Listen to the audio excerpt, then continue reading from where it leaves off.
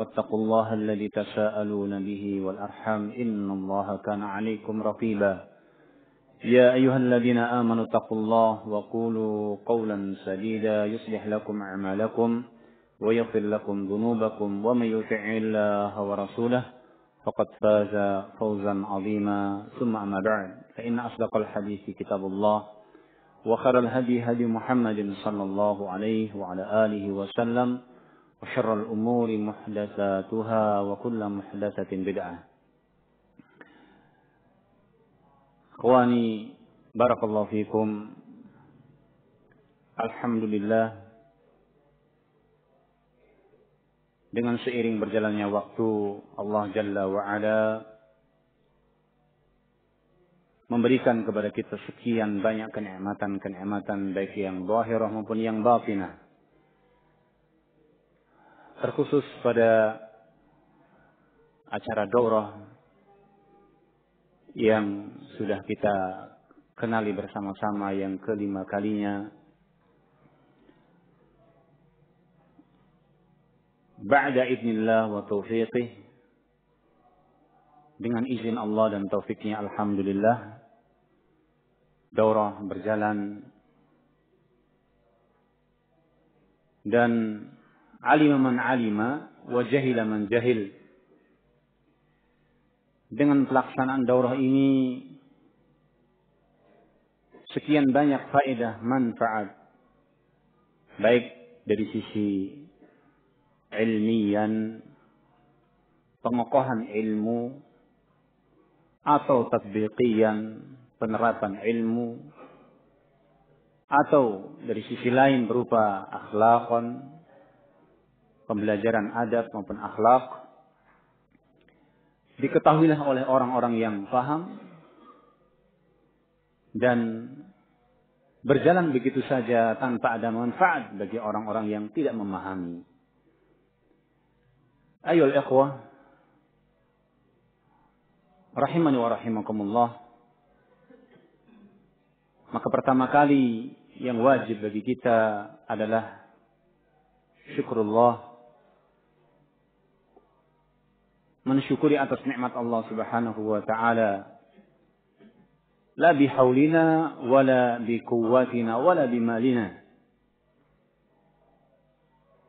Terlaksananya daurah ini bukanlah dengan kekuatan kita dan juga bukan dengan harta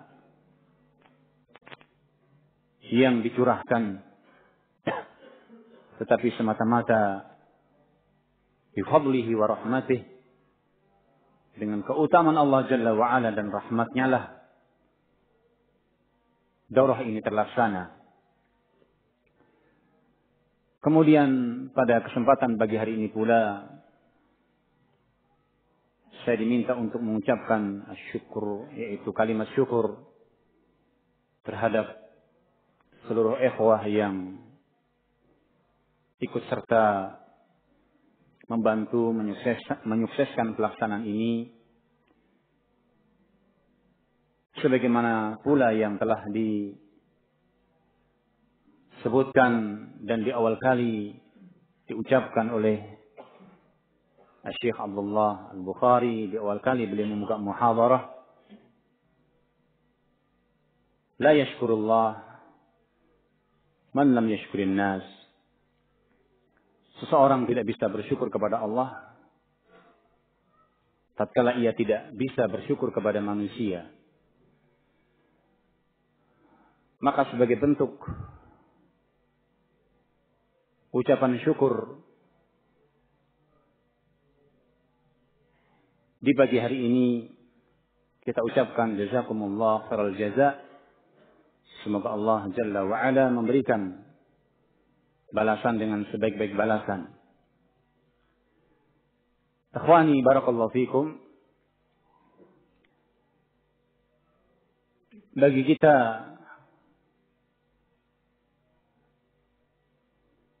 tentang kegiatan daurah ini, yaitu terlebih saya katakan bagi kita di sini ialah para panitia, bukanlah satu hal yang baru.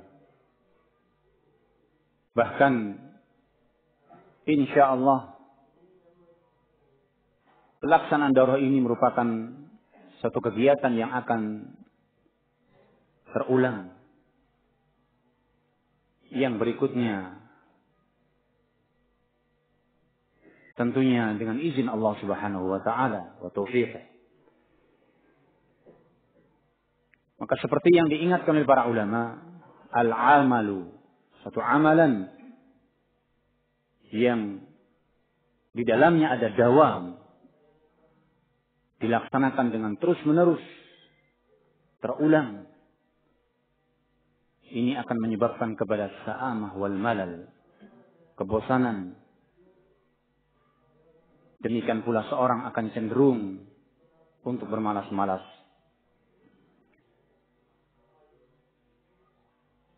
Dan marilah kita jadikan bahwa acara daurah ini bukanlah semata-mata acara yang di situ kita harapkan sum'atan, kondangnya, tersiarnya, terdengarnya, tersebarnya kabar Ahlussunnah di Indonesia dalam setiap tahun mengadakan acara seperti ini. Tapi jadikanlah nau'un min anwa'il ibadah. Jadikanlah salah satu dari jenis ibadah. Fi talabul ilm, tafaqquh fid din. Minal ma'lum, satu hal yang diketahui bersama bahwa kalau hal itu merupakan ibadah, maka iringilah, dasarilah ibadah itu dengan apa yang sudah sering kita dengarkan tentang syurut qabulil amal, syarat diterimanya amal. Meskipun kita bukan orang-orang yang mubashir, dalam artian bukan orang-orang yang kemudian memberikan muhadharah, tetapi sebagaimana yang dilakukan oleh Ummu Sulaim, tatkala tidak ada sesuatu yang dijadikan oleh seorang wanita yang miskinah, kecuali dengan memberikan khidmah melalui putranya. Anas ya Rasulullah, khadimuk. Anas ya Rasulullah, yang akan membantumu. Lihat di sini khidmah kepada seorang alim. Berkhidmah kepada seorang alim. Apakah dalam hal-hal yang kecil, menyiapkan mungkin tatkala akan keluar sepatunya, sandalnya, jika dia menggunakan, mempersiapkan mungkin pakaiannya, jika seorang mungkin dia jauh dari keluarga, atau hal-hal yang lain, mempersiapkan tempat dan yang lain. Jangan dikira perkara ini perkara yang kecil, hal yang tidak ada arti. Maka lihatlah Rasulullah sallallahu alaihi wasallam, walaupun beliau punya hak, seorang alim tatkala mengajari kepada murid-muridnya, dan banyak yang dalam hal ini sekian orang-orang yang tidak memahami tentang urusan dakwah meminta haknya. Kalau saya mengajar, kalau saya sudah didudukan, sudah ditempatkan sebagai seorang alim, mungkin dengan bahasa kita sebagai ustaz, mana kewajiban kalian yang kalian tunaikan kepada saya? Tapi Rasulullah sallallahu alaihi wasallam, sebagaimana yang dikatakan Anas, sini 10 tahun. Kata Anas, khadimtu Rasulullah sallallahu alaihi wasallam as-sanawat. Aku berkhidmah kepada Rasulullah 10 tahun. Ma qala li qattu, tidak pernah berkata kepadaku, illam af'al, jika saya tidak berbuat, lima lam taf'al. Kalau saya tidak mengerjakan sesuatu yang seharusnya saya kerjakan. Tapi beliau sallallahu alaihi wasallam tidak mengatakan, kenapa kamu tidak kerjakan? Wa idza fa'altu syai'an, dan jika saya berbuat sesuatu yang mungkin apabila kita ukur itu satu kesalahan, satu inisiatif, dan ini sering kita jumpai ketika acara yang begitu marak, masing-masing berinisiatif dengan apa? pikirannya. Tapi seorang yang mendidik, ketika terjadi kesalahan tidak mengatakan, lima fa'alta, kenapa kamu lakukan seperti itu? Begitulah tarbiyah Rasulullah sallallahu alaihi wasallam. Memberikan, yaitu sa'atus sadr, kelapangan dada.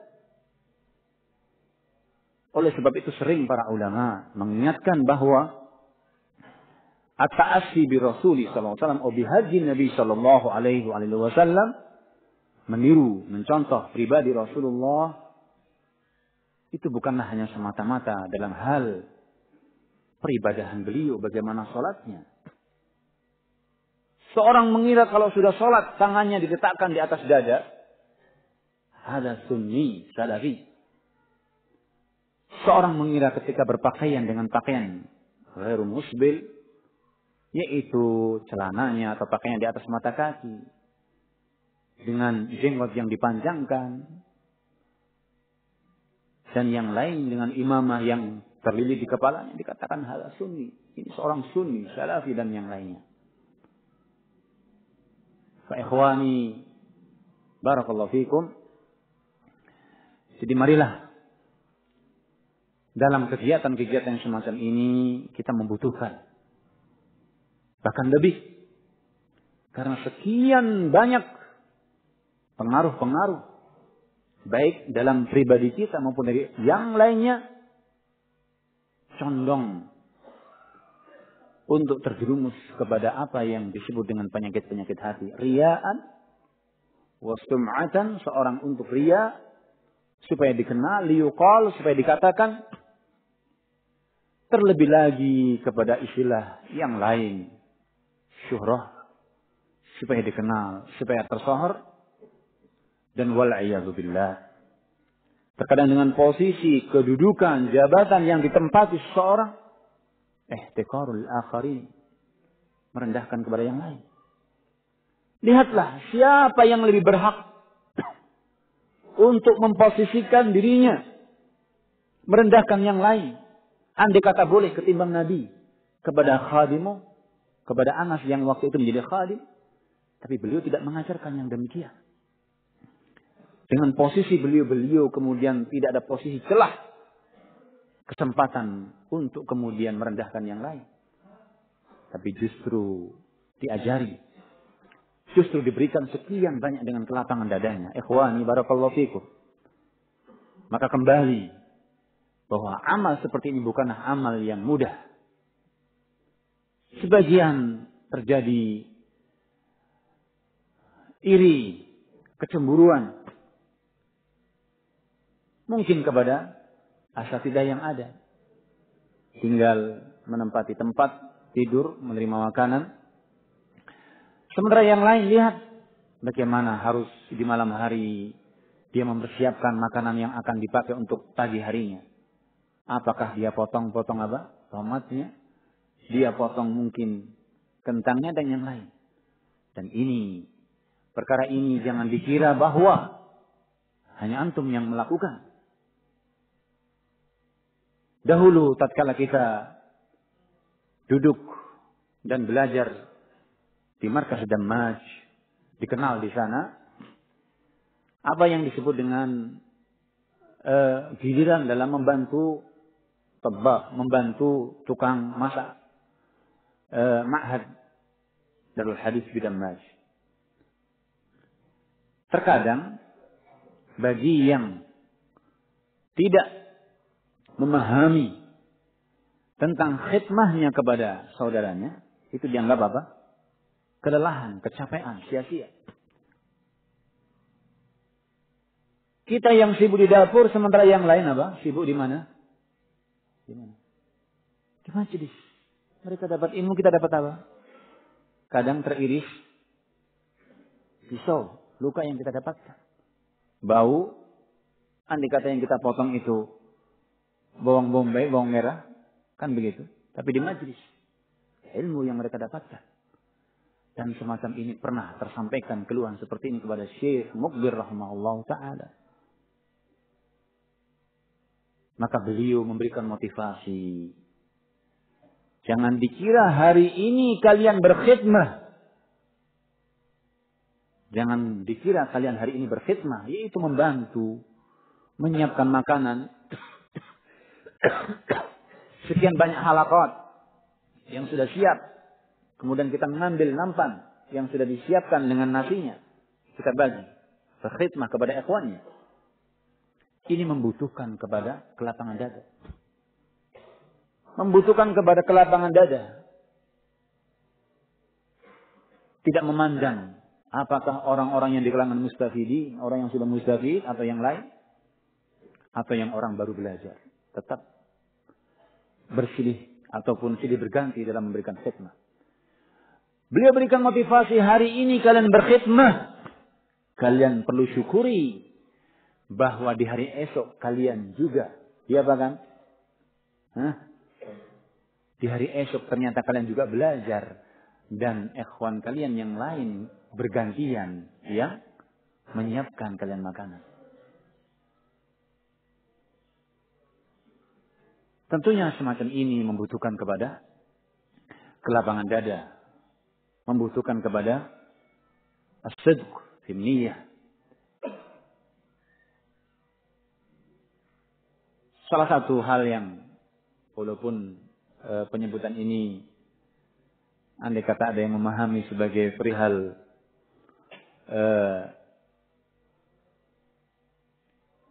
yang tidak berkenan, tapi wallahu alam min babi faedah. Salah satu murid yang pernah dan di masa-masa sebelumnya pernah menjadi seorang syekh yang tersohor, yaitu Syekh Mustafa Al-Adawi, yang mungkin sebagian ikhwah paham tentang karya-karyanya. Itu pernah berkhidmah di Damaj. Tanpa kemudian menjadi penyebab terlambatnya, terbelakangnya, tertinggalnya beliau dalam belajar. Ketika sampai kepada Syekh rahimahullah perihal Syekh Mustafa untuk berhenti dari memasak, thalabah yang ada di waktu itu, walaupun waktu itu Anda tidak berjumpa, mengusulkan kepada Syekh, ya Syekh, jangan dihentikan Mustafa dari memasaknya. Nanti katakan masakannya enak. Coba. Dari situ para thalabah senang walaupun sedikit jumlahnya.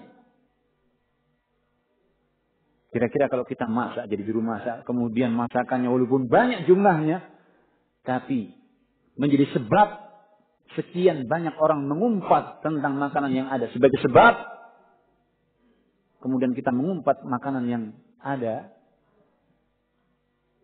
kira-kira bagaimana hati kita? Teriris. Ya tidak. Kita yang memasak, kemudian disalahkan dari sana, dari sini, dan sebagainya. Walaupun asalnya seorang, jika memang berkehendak kepada makanan, makan, jika tidak tinggalkan, kan begitu adabnya. Tapi jangan dikira kemudian, kalau asatidzah, itu harusnya kan sudah paham ilmunya. Ya akhi. Perkara ilmu seorang tahu, itu juga belum menjadikan ukuran. Saat kemudian diuji seperti ini, seorang lapang dada. Jadi banyak yang mengusulkan, jangan dihentikan dari apa? Jadi juru masak, karena masakannya enak. Menjadi cinta, tanpa menjadikan beliau terlambat, terbelakang dari belajar. Demikian pula Syekh Muhammad Al-Imam, yang dikenal, kenapa gelar imam? Mungkin sebagian ada yang tidak paham. Dikatakan Muhammad Al-Imam karena di zamannya sudah menjadi imam. Yaitu menyelesaikan Al-Quran. Walaupun juga beliau sebagai juru dapur. Banyak yang dalam hal ini mengurusi dapur tetapi menjadi murid-murid beliau yang Masya Allah. Syekh Ahmad Al-Usabi yang sampai sekarang menjadi imam. Juga begitu di awalnya. Sekian banyak mustafidi. Jadi khabbas, yaitu yang membuat roti. Membuat roti ini bukan yang mudah. Di awal-awal, bayangkan 2 karung yang ukuran 50 kilo tepung itu, adonannya dengan tangan. Antum mampu? Hah? Salah satu seorang yang mustafid dalam mustalah yang sampai sekarang masih ada, hafizahullah taala, Ahmad Al-Qadasi, yang pernah bermulazamah langsung dengan Syekh dalam masa sekian banyak durus.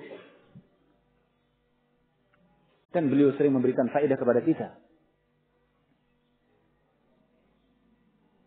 Begitu. Tahunan membuat adonan roti dengan tangannya. Walaupun sekarang sudah dimudahkan dengan mesin, tinggal dimasukkan, kasih air terus terputar saja dengan dinamo. Dahulu masih dengan tangan. Beberapa kali kita sempat dalam kondisi kelaparan meminta harapannya kalau orang-orang ajnabi, asing, dia bahkan diberikan syafaah ya, melihat miskin, orang dari luar, minta seperti itu dikasihkan. Tidak. Karena memang sudah dihitung. Kalau sampai kemudian ada yang lebih, terus ada yang tidak dapat, siapa yang disalahkan? Kalau sampai sudah diukur tentang jumlahnya, terus ada yang lebih, siapa yang disalahkan? Walaupun juga banyak thalabah yang di sana, ya, walaupun masih kadang anak-anak. Jadi kalau pas saat dibagi, karena tidak kelihatan kepalanya, ya, satu nampan kadang-kadang 8 orang, itu kadang-kadang masuk di balik imamahnya, masuk di dalam bajunya, dengan mengatakan saya belum. Kan begitu. Dan sebagaimana yang dikenali oleh sekian banyak ikhwah, roti yang dulu, di zaman dahulu, bagaimana keberadaannya. Yang waktu itu muridnya belum banyak, sehingga kadang-kadang pembikinan roti, itu sepekan hanya 2 kali, bayangkan. Roti yang hari ini dibikin 3 hari berikutnya. Itu kalau langsung kita makan, mungkin gusi kita kalau tertusuk dengan roti tadi, seperti duri yang menusuk. Jadi kadang-kadang tatkala tidak ada pelunak, yang ada ialah kita lari ke keran-keran yang dipakai wudu untuk melunakkan tadi. Al-muhim, salah satu hal yang kita ambil faedah bahwa sekian banyak masyayikh, baik yang mungkin masih istiqamah di hari ini ataukah yang sudah terkena dengan fitnahnya dunia, itu tidak sedikit dari mereka yang dahulunya di awal-awal menjadi khidmah, menjadi khadim, seorang yang membantu mempersiapkan makanan terhadap yang lain. Barakallahu fikum. Jadi kita kenal bahwa Ahlussunnah dalam mencapai, walaupun bukan sampai kepada tingkatan kesempurnaan dan juga tidak sampai kepada tingkatan keutuhan, tetapi amalan biqaulihi ta'ala wa ta'awanu 'alal birri wa taqwa wa la ta'awanu 'alal ismi wal 'udwan. Adanya ta'awun, tafahum, saling tolong menolong, saling memahami satu yang lain. Tanazul, merendahkan diri. Tidak kemudian dengan kesenyoran. Saya ini sudah kenal Ahlussunnah sejak mungkin tahun 90-an. Kamu kapan kenal? Saya dari dulu sudah dipanggil-panggil sebagai ustaz. Sekarang, nah begitu. Jadi kadang-kadang tidak adanya tanazul. Ya akhi, apa jeleknya? Dan apakah kemudian merendahkan martabat seseorang? Apabila dalam satu masalah kemudian seorang tanazul. Apakah kemudian akan menjadi tinggi derajatnya kemudian seorang itu jika jadi dan senantiasa menjadi amiran, seorang penyuruh? Jadi dalam kegiatan Ahlussunnah kadang-kadang disebutkan ada yang menjadi mas'ulnya dan ini anggotanya. Tapi Tapi tidaklah kemudian posisi dia seorang, apakah ketua atau menjadi mas'ul, kemudian dengan kedudukannya seorang dengan sewenang-wenang.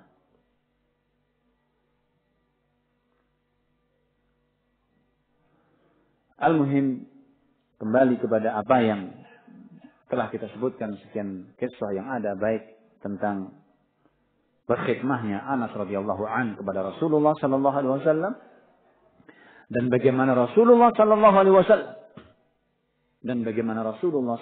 wasallam terhadap khadimah, ini menjadikan pelajaran bagi kita. Baik seorang berkhidmah kepada orang yang alim, atau seorang alim ketika mendapatkan seorang khadim, perhatikan bagaimana hajjun Nabi sallallahu alaihi wa ala alihi wasallam. Jadi kembali, kalau acara-acara seperti ini, semuanya marilah kita niatkan dengan keikhlasan. Dan ini satu hal yang terberat. Ihtisabul ajr, mengharap pahala dari Allah Subhanahu wa taala, sungguh perkara yang berat. Mungkin saat berjalan, di tengah-tengah perjalanan yang terjadi, kita bisa meluruskan niat kita. Tapi setelah selesai acara, muncul sekian banyak bisikan-bisikan syaitan menggoda kepada kita. Yang kedua, perihal tentang mutaba'atul Rasul.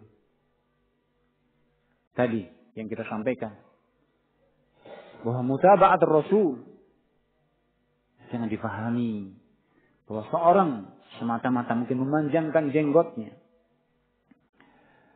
kemudian ketika sholat meletakkan kedua tangannya di atas dadanya, sudah dikatakan sunni salafi.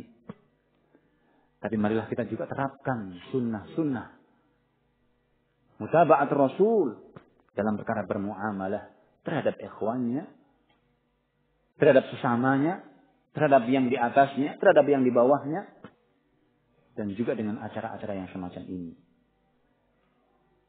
Yang mudah-mudahan Allah Subhanahu wa taala memberikan masing-masing apa yang telah diperbuat fi mizani hasanatihi, sebagai timbangan kebaikan-kebaikan yang ada.